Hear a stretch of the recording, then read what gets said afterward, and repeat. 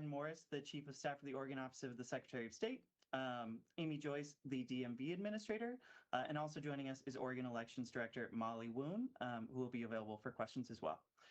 So we'll get started with Director Strickler. Please go ahead. All right, thank you, Kevin. Good afternoon, everybody. Thank you for being here today. I want to start with just a note about election integrity and security being of vital importance, and we know that. And the DMV and Secretary of State take the issue incredibly seriously, and have implemented swift corrective action to ensure that a data processing error will not impact 2024 election or future elections for that matter. A DMV review was prompted when the Institute for Responsive Government called ODOT's Information System Branch with a general inquiry about how automatic voter registration was going and inquired about whether they were experiencing any issues. When ODOT receives inquiries and prompts from individuals or groups, of which the agency receives many, we assess whether they require further action. Due to the critical importance of the issue, the DMV exercised due diligence and looked into the automatic voter registration process ahead of the 2024 election. The DMV team, consisting of over 100 staff, working countless hours through weekends and into the evenings, have analyzed every record consisting of standard license issuances and identifications issued after January 1st, 2021, where U.S. citizenship was indicated in the DMV system and was sent to the Secretary of State's office. The risk of error does not exist in records transmitted prior to 2021 or for real IDs. On January 1st, 2021, the Oregon DMV began accepting a broader set of identity documents, which includes foreign passports and birth certificates, to issue driver's licenses and ID cards. Therefore, these records reviewed constitute the full data set and risk of the data processing error. The DMV has finished their analysis and found a total of 1,259 individuals incorrectly sent to the Secretary of State for automatic voter registration. It's important to note the DMV does not register people to vote, so those records may not have resulted in a new registration for everyone. The DMV also conducted a review of its internal processes and took immediate corrective action to prevent any errors like this from occurring in the future. I'll let Administrator Amy Joyce describe those in just a second, but I wanted to reiterate our partnership with the Secretary of State. Oregon DMV is really proud of the role it plays in helping U.S. citizens engage in our elections. While we deeply regret the situation has occurred, we moved swiftly to correct the issue before the coming election. We have implemented swift corrective action to ensure the data processing error will not impact the 2024 election or future elections, and remain steadfastly committed to strengthening the accessibility and reliability of our elections. Amy? Thanks, Director. So I'll briefly describe the mitigations that we've put in place so far. So first, this clerical error we're talking about happens from a lengthy drop-down menu where staff can select the kind of document being presented. We've reordered that drop-down menu so that the U.S. passport isn't sort of the default selection. Secondly, for U.S. birth certificates, we now require that staff also enter the state and the county of birth, which is a second check that it is in fact a U.S. document. Third, and I think most importantly, we've added a daily quality check by the office manager to verify that on these kinds of transactions, that document entry matches what the document was that was presented. Thank you, Director Strickler, and thank you, DMV Administrator Amy Joyce. Over to you, Ben Morris, Chief of Staff of the Office of Oregon Secretary of State. Thanks. I want to start just by saying that we really appreciate the work that ODOT and the DMV team have done to catch this error and correct it. And we did catch it in time. I am pleased to say today that with certainty, this issue will have no impacts on the 2024 election. Non-citizen voting remains exceedingly rare, both in Oregon and around the country. As a result of this error, we are aware of 9 individuals who were registered improperly and have a voting history. And to put that number in perspective, there are currently more than 3 million registered voters in Oregon. So we are talking about a fraction of a percent. Additionally, and this is critical, we do not know at this time if those 9 people were eligible when they voted. And our office will do additional due diligence on those cases, so we could see that number come down. In fact, we've already determined that one of the 2 people with voting histories who were identified last week was in fact eligible at the time they voted. So I want to be really clear on this number, number 9. We have 2 people from the first batch of records that were released last week that have a voting history. We had 8 people in the second batch today. One of the people in that first batch has subsequently been confirmed as eligible. So that's 2 + 8 - 1, 9 people. 9 people out of 3 million with a voting history whose eligibility is in question. Automatic voter registration at the DMV remains the most trusted and secure method for engaging eligible voters in our democracy. Since the program came online, more than 760,000 people have successfully registered to vote through the system. The error we're talking about today impacted 1,259 records. That's 0.1% of all the registrations that have come through the DMV. So while any error needs to be taken seriously, and we are taking this very seriously, we can take some comfort in the fact that the system is generally working correctly. The Secretary of State first learned of this issue on September 12th and immediately took action to correct it. Today, we are initiating the same fix, ordering the inactivation of the new errors that the DMV has passed on to us. And I'd like to take a moment to thank the county clerks across Oregon who are working with us quickly to implement that fix and make sure that only eligible voters will get a ballot this fall. And finally, I want to thank ODOT and the DMV for the work they have done to address this error and the steps they will take in the future to ensure that it does not happen again. Thanks, and I'll pass it over to the Oregon Elections Director, Molly Woon. Thanks, Ben. Hey, everyone. I'm here mostly to take questions, especially about the process as we've directed the clerks what to do with the records from here on out. So here for any questions. I will pass it back to Kevin. Thank you, Molly. Thank you to all our speakers. So at this point, we are happy to take questions. So if you do have a question, please raise your hand and we can call on you and we can go through. Thank you. Nigel Jaquist. Thanks. Can you say how many people who are non-citizens receive licenses from Jan 1, 21 until now? In other words, how many of the 760 that Ben mentioned were actually non-citizens? So I'll try to take that, Nigel. I think one thing to keep in mind is that when a person gets a standard driver's license, they're not required to prove citizenship or even legal presence. So a person could be a citizen or legally present, but they don't have to show anything like that. So we don't know how many of those people, it's just, I think you may be talking about apples and oranges. I apologize. And can I clarify something on the question, Nigel? Out of the voter registrations that came through, the number is 1,259 whose eligibility is in question. Right. So what? We can't say for sure what their citizenship status is, but it's in question. If you're asking about the broader number of people who signed up for a driver's license, not people who were registered to vote, is that the correct question? Well, no. So under Licenses for All, that new law allowed people who are not citizens to get driver's licenses. And it sounds like of that number, 1,259 were mistakenly placed on the rolls. So I'm trying to establish how big that number was. Does that make sense? How big which number was?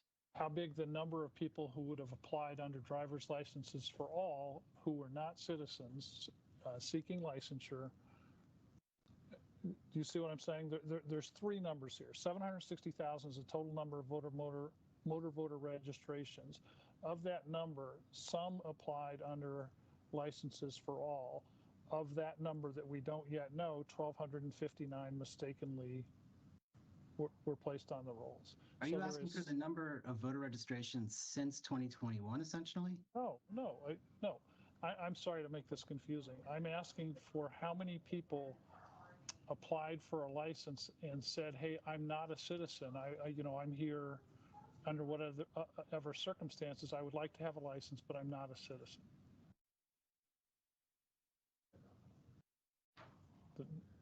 Anybody?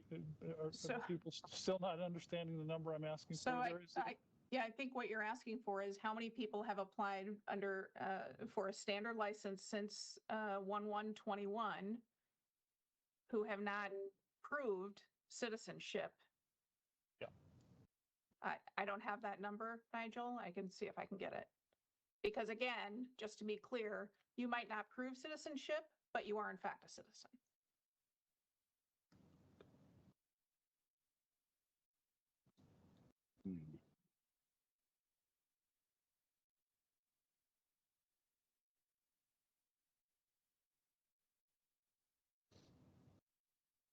Kevin, you're muted. Oh, my apologies. Sorry. Julia, you had your hand up. Please go ahead. One question for the Secretary of State's office, one for DMV folks.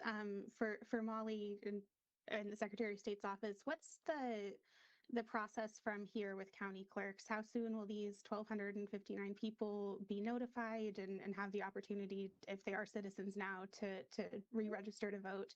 And then for the DMV, were these errors concentrated in any particular part of the state, or were they spread throughout the state? Thanks, Julia. So the data is currently being shared with the clerks right now. It's not the full 1,259 because we shared 306, I think, last Friday the 13th. So it's the remainder of those records. It's 900 something. So the letters for the first kind of group, those have already gone out to people. The clerks were really quick. I know a lot of them, that was on a Friday, they worked through the weekend to get them out. I mean, some counties have no voters. Some counties have, I think the largest number was in the mid 90s. And that was just one county. So it is a little bit of work that they weren't anticipating, but they are able to get the letters out relatively quickly and give these folks who are being inactivated plenty of time to come back to them and say, no, that there's been a mistake. I am now a citizen, or I didn't prove citizenship then, but here's my I will confirm now, just to make sure that those folks get a ballot ahead of the election. Does that answer the question?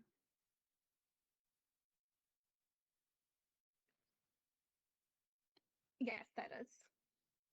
Thank you, Julia. Thank you, Molly. Ken Body. In your investigation, was there any indication that this was anything other than errors? Was there any indication that this could have been coordinated or intentional? Yeah, I can take that. Thanks, Ken. So what we saw so far is that these are spread across the state. We're not seeing any patterns in particular, but we will be continuing to look at that. Right now we were trying to drive hard to get that latest number over to Secretary of State, as quickly as possible this morning.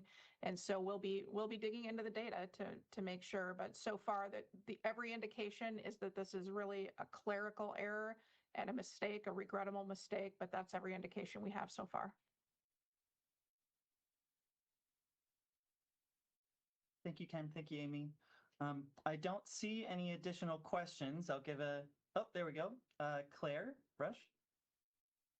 Yes, hi. Thanks for taking the questions. Was this a final audit, or can we expect more? Are you guys going to continue looking into this, and can we expect a higher or updated numbers of figures as the days and weeks go on? Thank you. We've looked at that entire data set from 1/1/21 forward for standard issuances that went over to Secretary of State. We believe this is the complete data set. Thank you, Claire. Thank you, Amy. Alma? Hi there. Thank you so much for posting this press conference. Really appreciate it. I know you've mentioned it in the beginning. Can you walk us through again how this clerical error came to be, just so our viewers kind of understand what's going on kind of behind the scenes at the DMV? Sure. So when a person presents their documents at the DMV counter, the staffer chooses which document they're being presented, and it comes from a drop-down menu. So they'll look at that document, make sure it's valid, not fraudulent, and they fill out a form that indicates what that document is. Then they go over to a coworker and do a second check, make sure that document is, again, legitimate document, not fraudulent, make sure that it's coded correctly. And then the individual codes into the system what the document was from that drop-down menu. So I say all that to say that what can happen is in this drop-down menu, if the person is rushed or not paying close enough attention, they might choose the wrong item from the drop-down menu. So might choose, unfortunately, US passport instead of a foreign passport. And all the data we've looked at indicates that that really is the crux of the problem. So a true clerical error.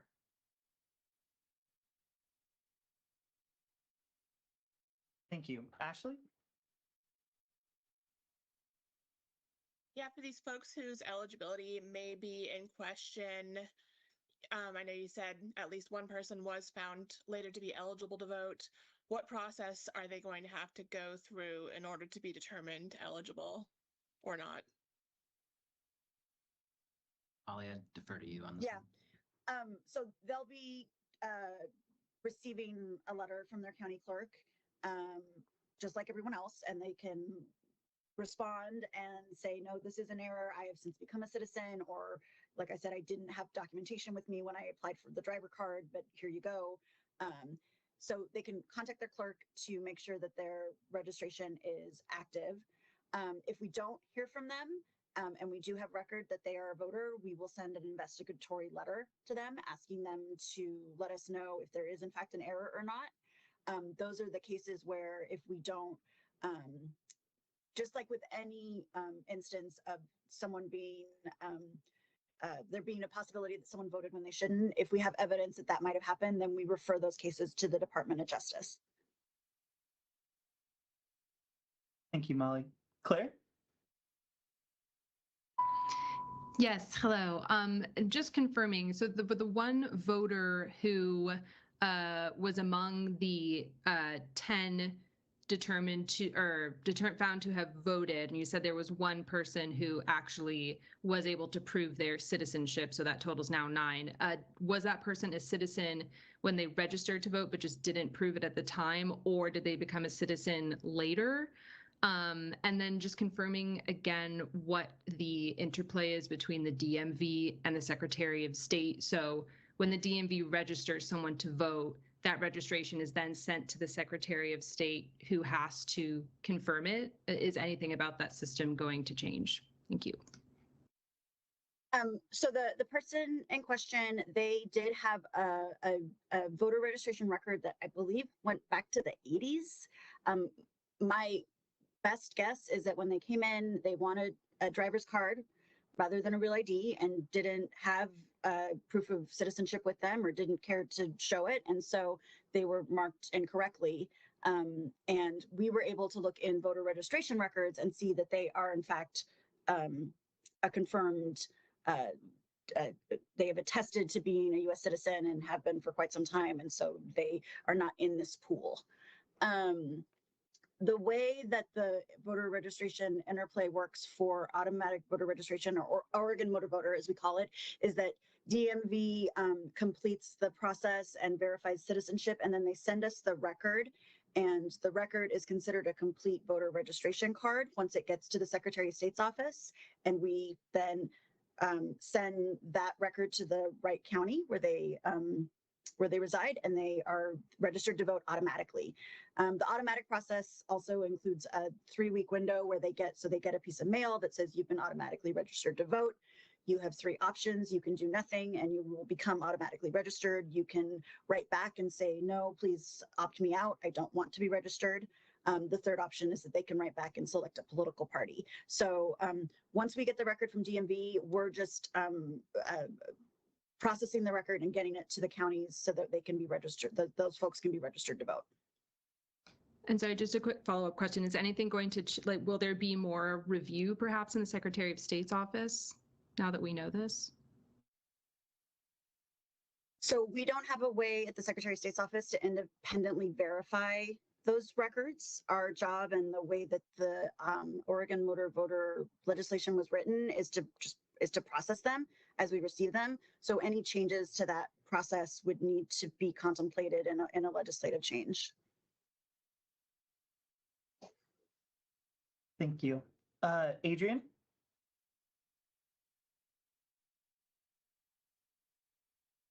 Hi, Hi, yes. I just had a clarifying question about the, um, the over 1,200 people who were impacted by the data processing error. And maybe we already touched on this, but I had a hard time following it. So were those, 1,259 people impacted? Were they people who, had registered to went to the DMV, got a driver's license, who aren't citizens, but potentially what was their that number of people why were they all impacted specifically? I'm just having trouble following who this particular group was.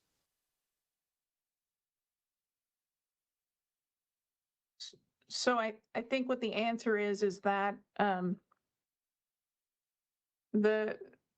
through the review of the files and seeing that these individuals had been sent over in the OMV, Oregon Motor Voter file with citizenship. And when we did this review over the last 2 weeks, we determined that we sent that over, but it looks like we shouldn't have. So, is it fair to say then that potentially over 1,200 people were almost, registered to vote, even though when they shouldn't have been? I mean, I'm glad you guys. I mean, it's good that you guys caught it, but I mean, over 1,200 people, that's a lot. So I mean, was it essentially 1,200 people almost got registered who shouldn't have been registered?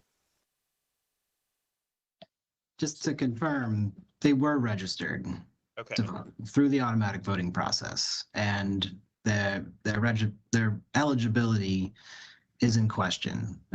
What we don't know for certain is their citizenship status. And we can also say, having reviewed this data set from the DMV, that out of that universe, there are only 9 people who have a voting history that we need to do additional due diligence on. So I think that's the simple version of the answer. Thank you. Julia? Thanks. Why did it take an inquiry from this Institute for Responsive Government to start looking at the system? And what are you doing in either the ODOT or the Secretary of State's office to maybe look more proactively at your systems and make sure there aren't errors going forward? So I think, as the director indicated, when we got this inquiry, which was very vague and general, and because of the importance of this topic, we started digging in. And I think too, the governor has put out a press release today directing ODOT to take particular actions, which we will be doing to shore up this activity over time as we approach new elections, to ensure that we're rigorously reviewing our data to make sure there aren't errors like this in the future. Thank you. Claire? Yes, hi. I'm wondering what's going to happen to the 9 people who were found to have voted. Voting as a non-citizen is against state and federal law. Thank you. I can take that. So those 9 people, they will receive a letter from the Secretary of State's Elections Division saying you may have been registered in error. Here's what we know. Do you have any evidence to show us otherwise? They'll be given an opportunity to respond. I'm sorry, I skipped a step. First of all, the are going to look at all of those 9 people that are left and see if there is anything in our voter registration records that would indicate that, yes, they should be registered. Either their citizenship status changed since 2021, or they were registered prior, and for whatever reason, like the gentleman we were talking about, they decided not to bring that documentation when they applied for their driver's card. So that number may shrink based on that preliminary work that our clerks do. Once the clerks do that, if they do that, they find, nope, there's still nothing in our records that would indicate that this person is eligible to vote. We will send a letter to the individual saying, did this happen in error? Can you provide us any evidence? And then if, depending on what we get back, if there's still indication that they voted when they were not eligible to do so, that is a criminal offense. And it will be referred to the Department of Justice for investigation, as all criminal offenses are in the Secretary of State's Elections Division. Once we have any notion that there's some criminal offense happening, that is sent to the Department of Justice.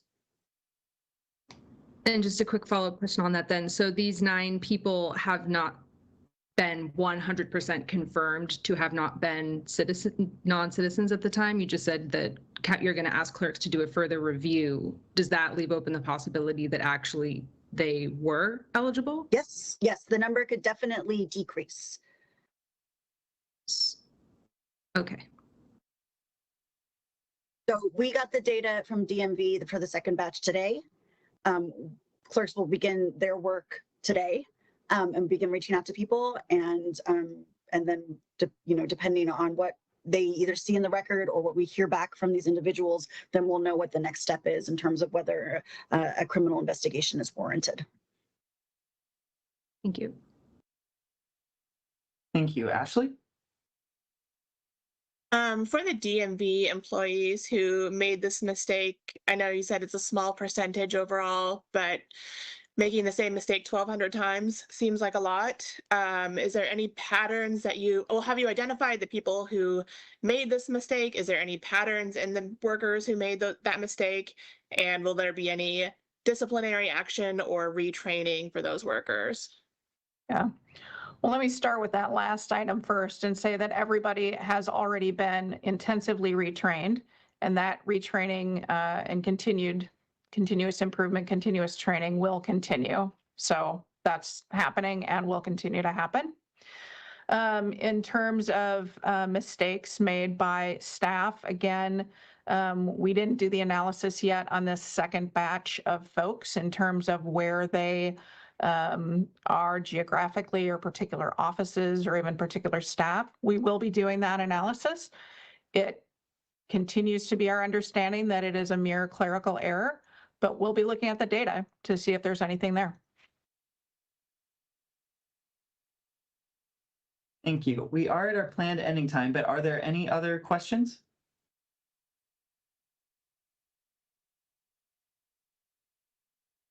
Okay, seeing and hearing none. Thank you very much for attending this. We really appreciate you taking the time to meet with us. And thank you to our speakers, and have a good day. Oh, and we will send out a recording of this. Sorry. Yes, we will send out a recording of this for your use. Thank you.